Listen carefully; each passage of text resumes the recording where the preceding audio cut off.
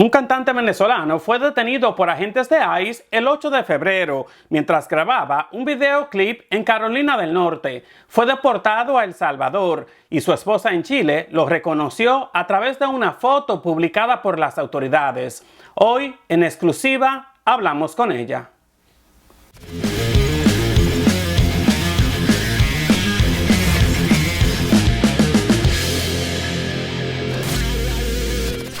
Saludos y gracias por su sintonía en esta nueva edición. Hoy les cuento la historia de Arturo Alejandro Suárez Trejo, un cantante venezolano que llegó a Estados Unidos en 2024 para impulsar su carrera, pero ese sueño se convirtió en una pesadilla cuando fue arrestado por agentes de inmigración y deportado a la megacárcel de Nayib Bukele en El Salvador. Antes de continuar, quiero pedirle su ayuda para hacer crecer esta comunidad. Me he quedado estancado en los 53,000 suscriptores y me gustaría llegar a por lo menos 75,000, y para lograrlo necesito de usted. Es por eso que lo invito a que haga clic en el icono de me gusta, comparta este video y suscríbase a este canal en YouTube. Luego active la campanita para recibir todas las notificaciones.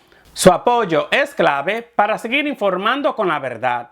Arturo Alejandro Suárez Trejo, conocido en la escena musical como Suárez Venezuela, abandonó Venezuela en 2018 y se estableció en Chile, donde se dedicó a la música, su pasión. En septiembre de 2024 ingresó legalmente a Estados Unidos a través del programa de asilo CBP One. Consiguió un número de seguro social y trabajaba en jardinería para mantener a su familia. Su cita para continuar su trámite migratorio estaba programada para el 2 de abril. Sin embargo, el 8 de febrero fue arrestado en Carolina del Norte cuando agentes de ICE irrumpieron en la casa donde grababa un videoclip. Tras su detención, Arturo, de 33 años, fue llevado a un centro de detención en Georgia, donde tenía la opción de solicitar una salida voluntaria, pero no logró conseguirla. Luego lo trasladaron a Texas y el 15 de marzo lo deportaron junto a otros 230 venezolanos. Aunque se suponía que serían enviados a Venezuela, terminaron en El Salvador. Días después, su esposa, Natalie Sánchez, descubrió que estaba en una cárcel de máxima seguridad destinada para los pandilleros, terroristas y los criminales más peligrosos, cuando los reconoció en una foto difundida por la Casa Blanca y el gobierno de Nayib Bukele. Arturo aparecía con la cabeza rapada, vestido de blanco y sentado en el suelo junto a otros reclusos. Entre los deportados hay personas sin antecedentes penales ni vínculos criminales, muchos con documentos en regla. La deportación se realizó pese a la orden de un juez y la oposición del gobierno venezolano. El músico, activista y exministro de Panamá, Rubén Blades, pidió la revisión del caso de Arturo Alejandro en una carta abierta donde denunció la posible ilegalidad de las deportaciones y la falta de opciones para apelar. Blades advirtió que este caso demuestra cómo cualquiera puede ser víctima de arbitrariedades y llamó a las autoridades salvadoreñas a corregir el error. Citando a Tite Curet Alonso, escribió, y cito, «La ley aplicada mal deja de ser ley». La familia de Arturo no ha recibido información oficial sobre su situación, ni saben de qué se le acusa, ni cuánto tiempo permanecerá tras las rejas. Natalie insiste en que Arturo no tiene antecedentes penales en ninguno de los países en los que ha residido y que solo buscaba un mejor futuro para su familia, especialmente para su bebé de 3 meses de nacida. Desde su detención y deportación, Natalie Sánchez ha emprendido una batalla legal para demostrar su inocencia y lograr su liberación, incluso pidiendo que sea enviado a su natal Venezuela. En En y con Más, hablé en exclusiva con Natalie Sánchez. Acá les dejo la entrevista. Natalie, muchísimas gracias por tu tiempo. Hola, un placer. El placer es mío. Natalie, ¿cuándo y cómo llegó tu esposo Arturo Alejandro a Estados Unidos? ¿Entró legalmente o solicitó asilo? Él entró por su VP1 el día 3 de septiembre del 2024. O sea, él no tuvo ningún problema para ingresar a Estados Unidos. Las autoridades le otorgaron el asilo inmediatamente. Sí, él tenía que continuar con su proceso con los papeles, con el abogado dentro de los Estados Unidos. ¿Y por qué decidió él emigrar a Estados Unidos? Él, antes de ir a los Estados Unidos, él estaba acá conmigo en Chile, lo cual él lleva un proyecto musical, porque él es artista, cantante, compositor, y él decidió ir a los Estados Unidos para llevar a un nivel más su carrera. Él quería aprender, quería estudiar lo que es cómo producir sus propios videos. Ujú. Él acá en Chile hacía eventos, ayudó a muchos artistas emergentes para, para tener su primera presentación, sus primeras tarimas. Y bueno, él decidió viajar para llevar su carrera a otro nivel y aprender más cosas de la música y conseguir una oportunidad de cumplir sus sueños. Y además de Chile, ¿qué situación enfrentaban ustedes en Venezuela? Una situación económica muy fuerte.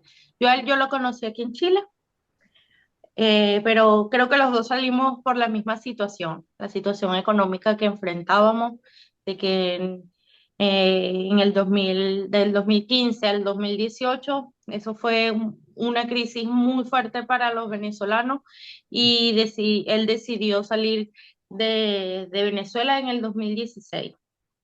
¿Y a qué se dedicaba Arturo acá en Estados Unidos?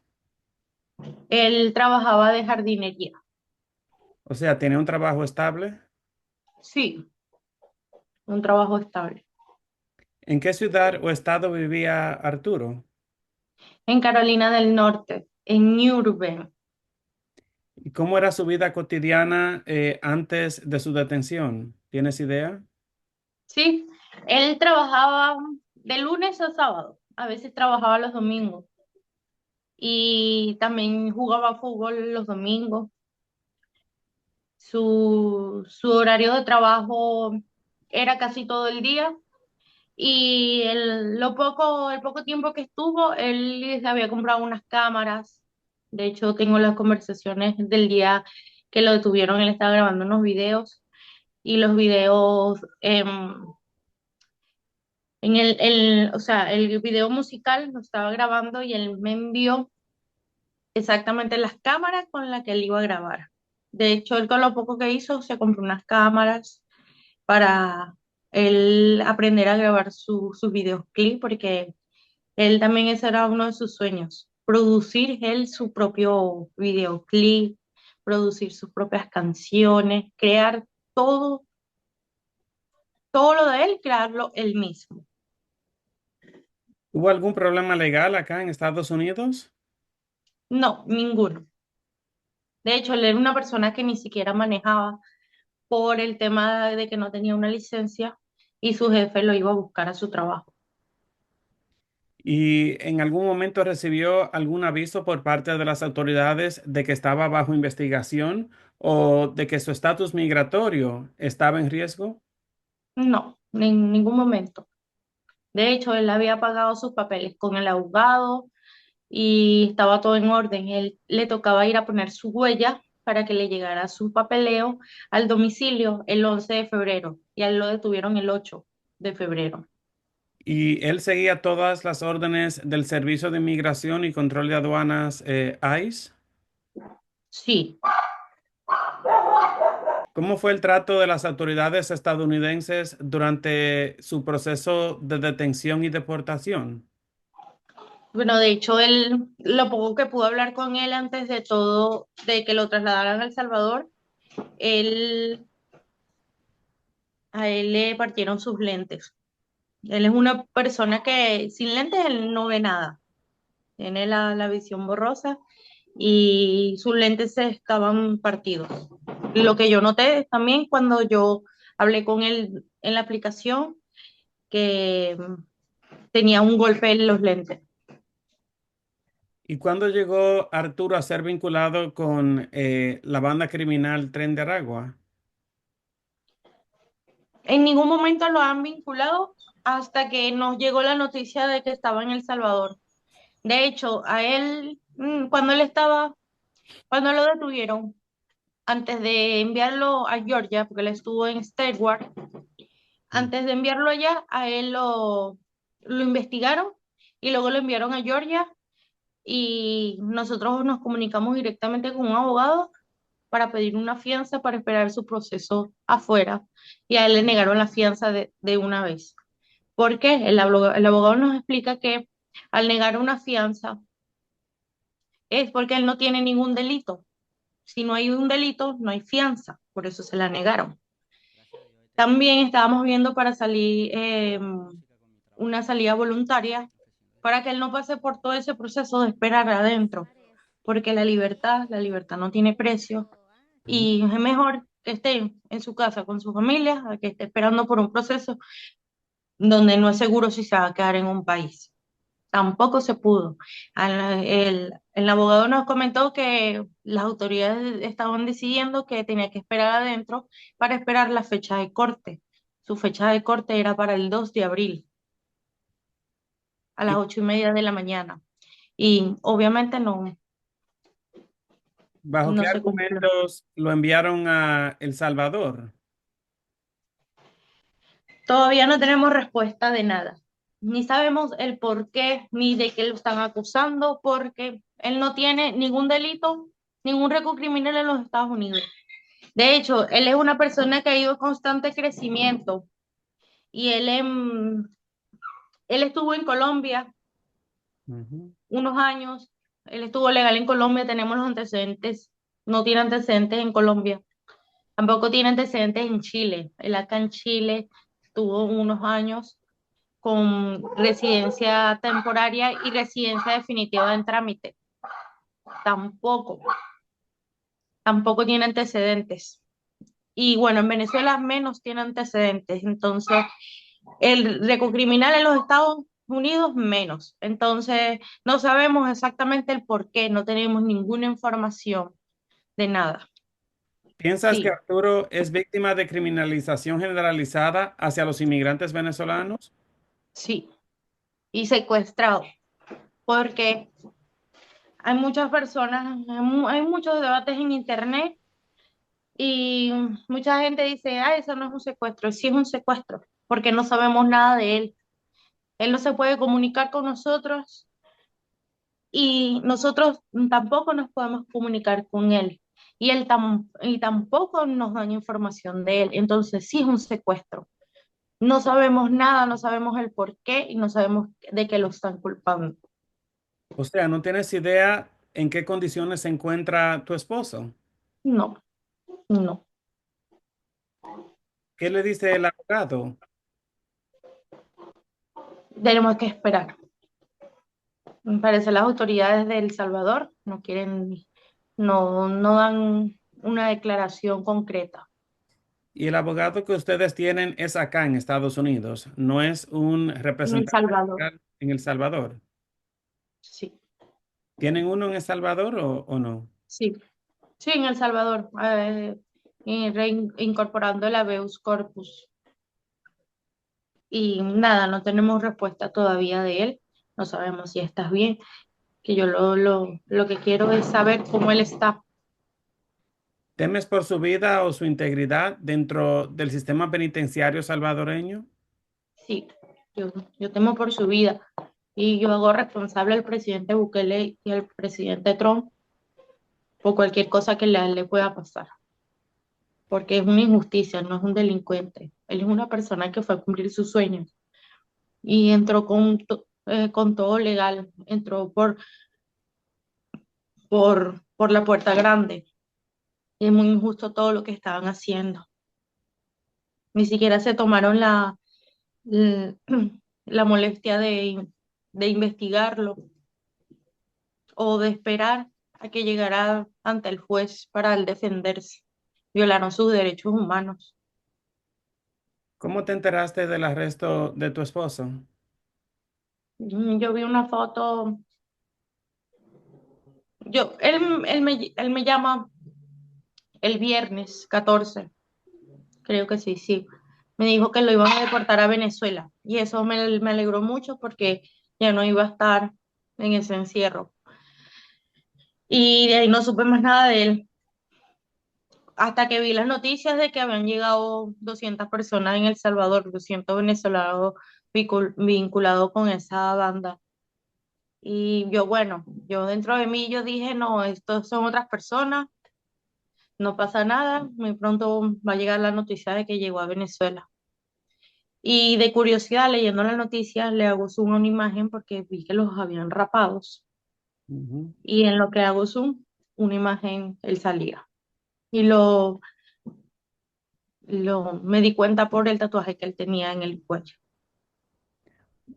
De hecho, eso me llama mucho la atención porque la administración Trump está vinculando muchos de estos tatuajes con el Tren de Aragua, como te decía, y acusando a muchos de estas personas de ser, y cito, criminales que entraron a Estados Unidos. ¿Qué piensas tú sobre ello?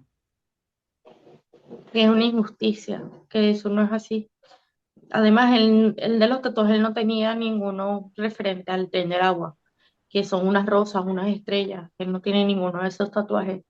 Solamente era una persona que le gustaban los tatuajes.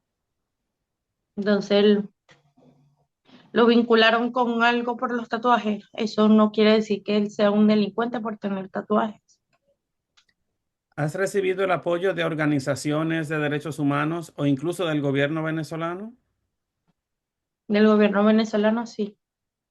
Sí, de hecho, de una organización también. No recuerdo el nombre.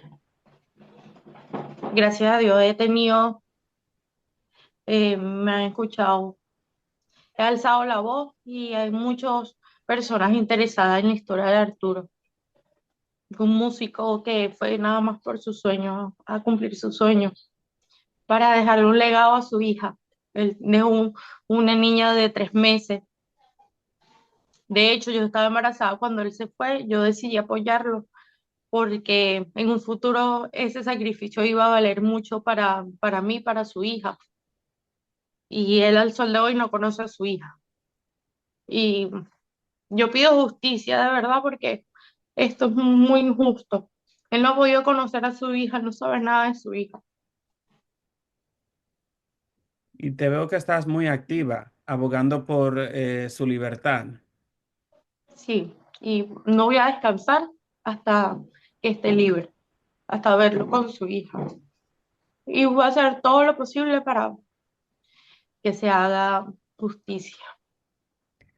Vi un informe que subiste donde mencionabas o mencionaban más bien a Rubén Blades, abogando también por él. Sí, esa historia me sorprendió mucho.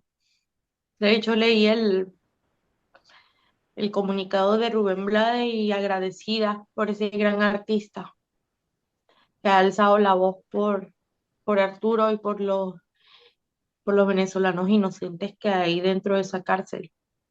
Es una violación a los derechos humanos y Rubén Blades, además de músico, es abogado y yo súper agradecida por el apoyo y por esa voz que de verdad es una gran persona y reconocida. ¿El arresto de tu esposo ha cambiado de alguna manera tu perspectiva hacia los Estados Unidos? Sí, mucho. De hecho, yo de niña siempre he querido conocer Disney World y ya no quiero saber nada de ese país, la verdad. Esto es demasiado injusto. De hecho, en Estados Unidos siempre he escuchado historias de los inmigrantes y precisamente mi esposo entró legalmente y evitó el entrar ilegal por la misma situación y ahora está viviendo algo injusto. Lo peor que le puede pasar a alguien. Súper duro para tu hija también. Sí, él era nuestro sustento económico y bueno. ¿Qué mensaje le enviarías a las autoridades salvadoreñas y venezolanas sobre el caso de tu esposo? Em, que se haga justicia, que investiguen, por favor. Que yo creo que ya saben quiénes son los inocentes. Yo creo que después de tantos días con todo esto, ya yo creo que ellos saben quién perfectamente es quiénes son los inocentes. Y yo pido que por favor hagan lo que tengan que hacer para que ellos lleguen a Venezuela. Porque el gobierno de Venezuela lo he visto que están muy activos y obviamente van a hacer lo posible para que lleguen ellos a Venezuela. Entonces, falta ahora que el gobierno de El Salvador haga algo, por lo menos dé una explicación, porque no han dado la cara sobre este tema. ¿Arturo se expone a algún peligro si regresa a Venezuela? Bueno, él tiene muchos años que no vuelve y no creo, la verdad. No creo. Su país, siempre ha sido su país. La única forma que él salió fue por temas económicos y le haría muy bien conocer ir a su país, ir al país donde él creció. Y bueno, ¿Qué le dirías a quienes piensan que Arturo sí es miembro de esta peligrosa banda criminal o que incluso él quizás es un criminal? que lean noticias, que lean, que, que busquen, que se den un minuto para investigar el caso, para que vea que les va a cambiar mucho su manera de pensar y que no crean en políticos. Porque la mayoría de esas personas es porque, como lo dijo tal persona que es político, les creen. Y bueno, ya muchas personas saben que no hay que creer en lo que dice un político.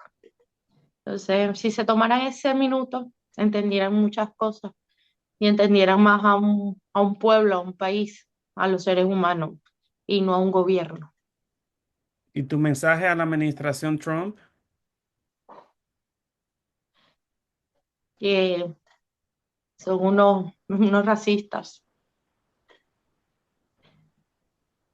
unos racistas que así como hay personas buenas, hay malas.